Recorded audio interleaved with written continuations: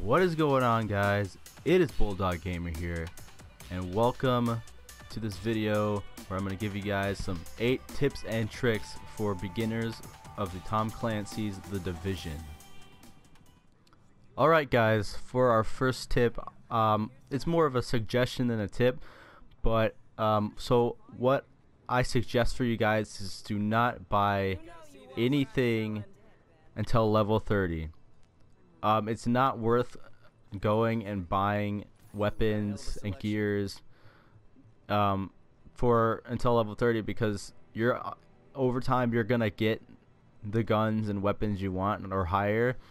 Because I've played this, I'm playing this count. I'm just about level 30, and I've gotten every weapon that I have wanted, or at least good weapons.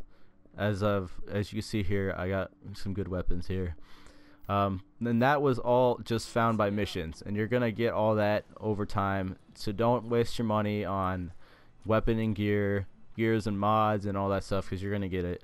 And like I said, right now I have about 216,000 credits, and that's just from saving up, and that's a lot. So yeah, that's my first tip for you guys. For my second tip, I want to explain what the best ability, you get 3 starting abilities. I want to explain the best 2 to use right away and their upgrades when you get it. So not here, my abilities. You get these 3 to first start out with. I recommend using the pulse right away. Really good. When you use it, it will show where enemies are, and it will, if you have a mod like I do, there's 3 different mods and a master one. If you upgrade a certain part of the medical wing, you'll get these 3 mods on it. And I have the tactical scanner, which damage is increased when attacking any hostile targets identified by the pulse scan. So when you scan it, it will show the enemies in red, and it will give you an increased damage against those hostiles. So I recommend using that as a starting one. And then also, I don't have it equipped because I'm pretty high, but sticky bombs are another great ability to use right away for your second one. Yeah, you can use it to shoot in the group enemies and get a bunch of damage on them. The mods are some of these. They do, this one's increases damage and radius of explosion and may cause targets to bleed. This one is the bomb explodes with non-lethal effects that blind and disrupt all targets in range. And this one is the bombs explode automatically when a hostile target is within range. And then there's also a master one where you get all the upgrades for the tech wing. So yeah, that's my second one I would recommend you use. You could use this one if you wanted to try it out, but it's honestly not very, it's just a fun thing to use. It's not very helpful, I think. So yeah, and then you'll start getting these. Setup I'm using right now is the pulse. Pulse is really good. I love it. I always have it on. And then the sport station, when you're playing a group with your friends, you can just throw it down, and it will have a ring of health, and it will increase your health bar up and heal you. So also some more good ones, fun ones to use, are this one, the Seeker Mine Turret. It's fun to use but not very good, I guess. And then Mobile Cover is kind of fun to use, but just mainly these 3 and this one. So yeah, that's my second tip and for you guys. So alright guys, for my third tip for beginners would be, when you get gear, sell them right away, or when you can, because you're not gonna really, you can get materials other ways, but this is a good way to start building up your bank and getting credits. So like I said, when you get other gear and you want to sell it, say I have all these here, stuff I don't want to use. Obviously right now I'm gonna probably want to deconstruct some stuff, but when you're low level, you want to sell it so you can start getting more credits. I have 216,000, and that's mainly just from selling things I don't need and the materials that you can get it from deconstructing it, there are places around the map. There's like a purple box, and they have different parts in it, and you just go and loot like 3 chests in it, and it gives you materials.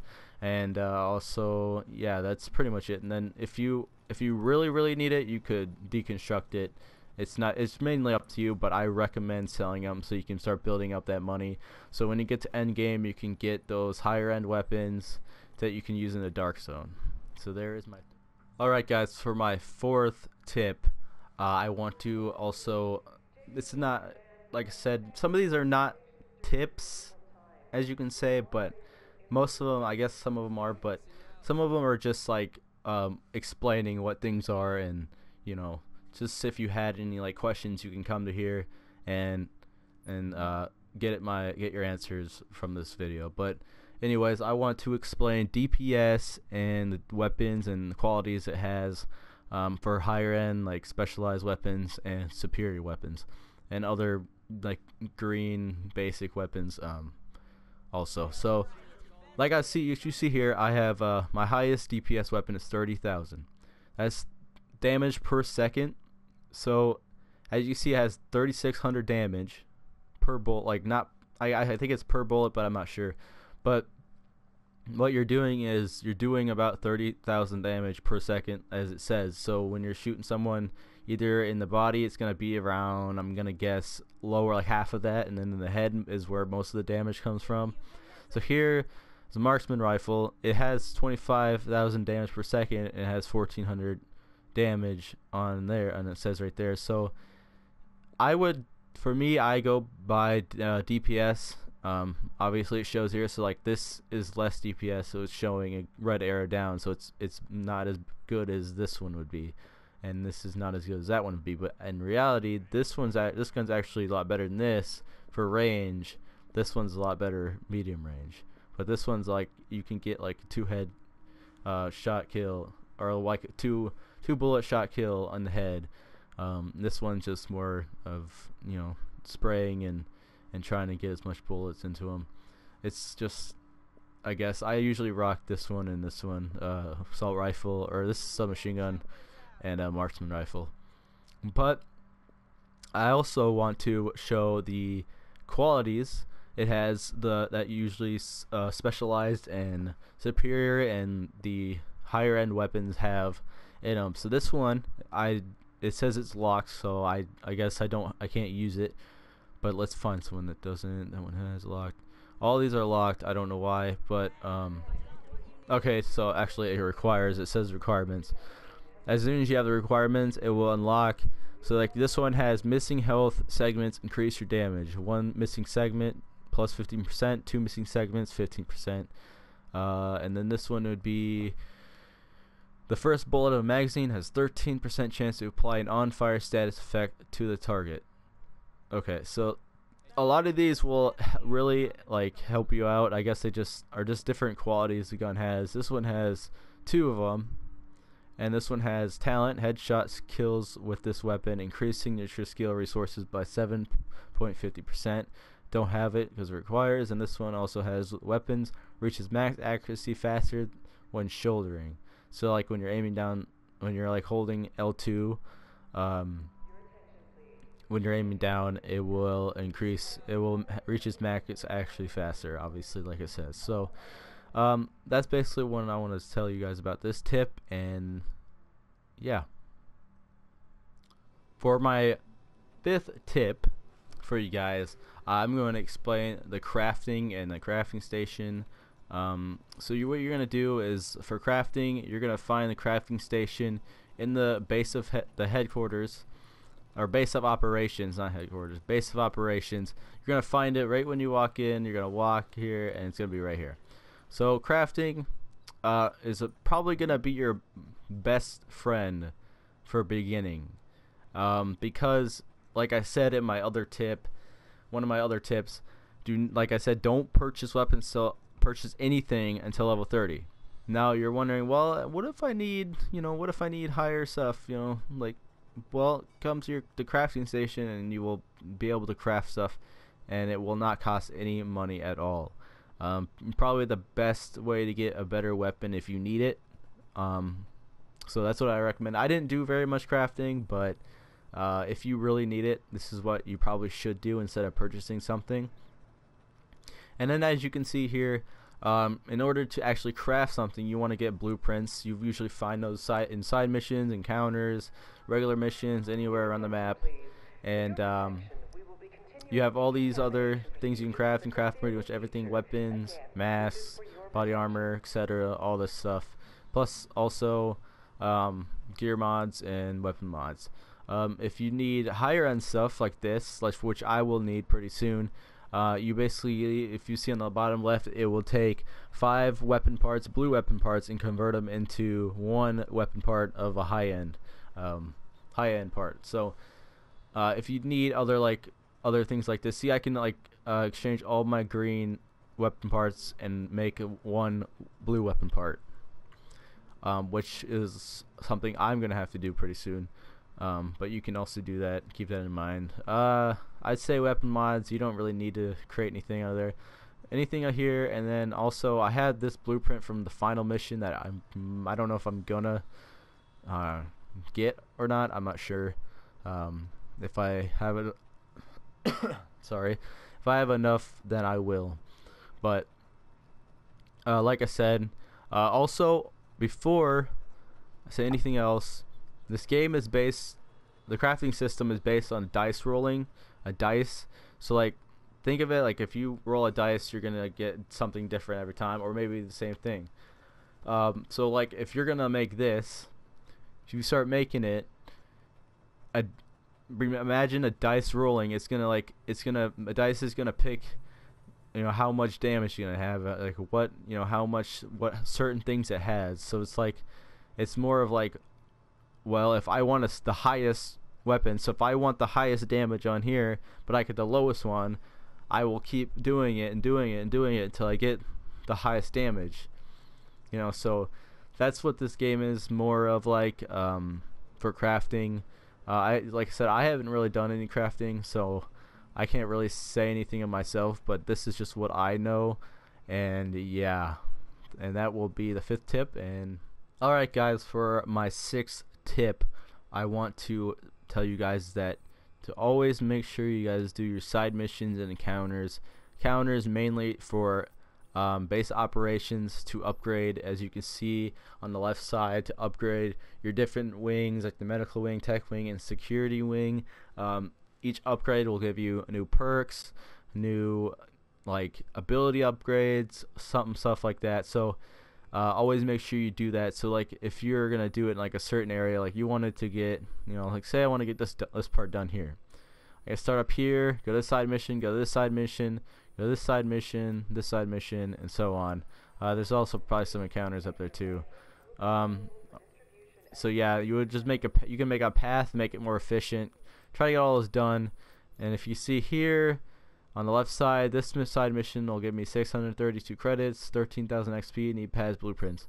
It will always give you credits, it will give you a good amount of XP, and should give you rewards. You can always replay, no you can't. You can replay the main missions, but you can't replay side missions. You can also replay them if you're going to join another friend and they don't have those side missions finished. You can replay them with them, but you won't get the XP and the reward, but you'll get credits for it. So yeah, I have a bunch over here. I got counters and side missions. Like the highest one I have, where's side mission here?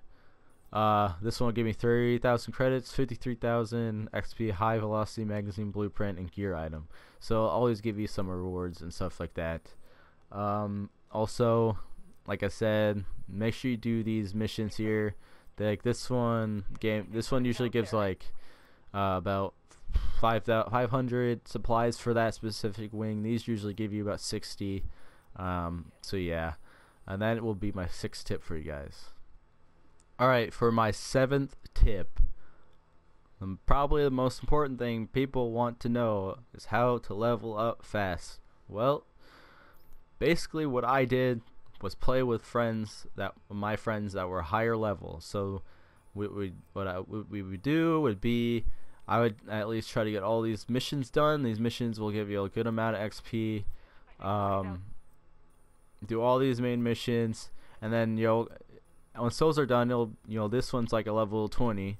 This one is, what is this one? Level 10. So by the time you're done, this is level 8. So like by the time you're done, this will be the last one you'll do. You're gonna want to do this one, but you gotta wait till level 20, and you're like, well, I gotta level up. Just get some friends that are higher level, join with them, and ask if they will be willing to carry you through this mission, maybe a couple other more, and they will get you a lot of XP, get you leveled up a good amount. And then also always remember to do side missions and encounters, because side missions will give you a good amount of XP also, and then encounters will also give you XP too. But if I had to choose one, it would be mainly try to get some of your friends to do these missions with you at low levels, and then it will get you higher leveled. And this one, actually, this very last mission will get you, I think it gave me about 250,000 XP, which is a crazy amount.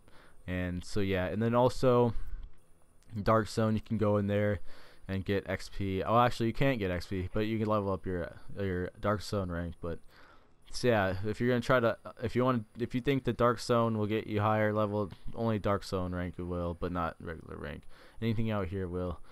Side missions, counters, and main missions will. So there is my seventh guys. For my 8th and final tip, always play with your friends. Obviously, maybe sometimes you won't be able to, but I would recommend always playing with your friends, or at least try to play with your friends.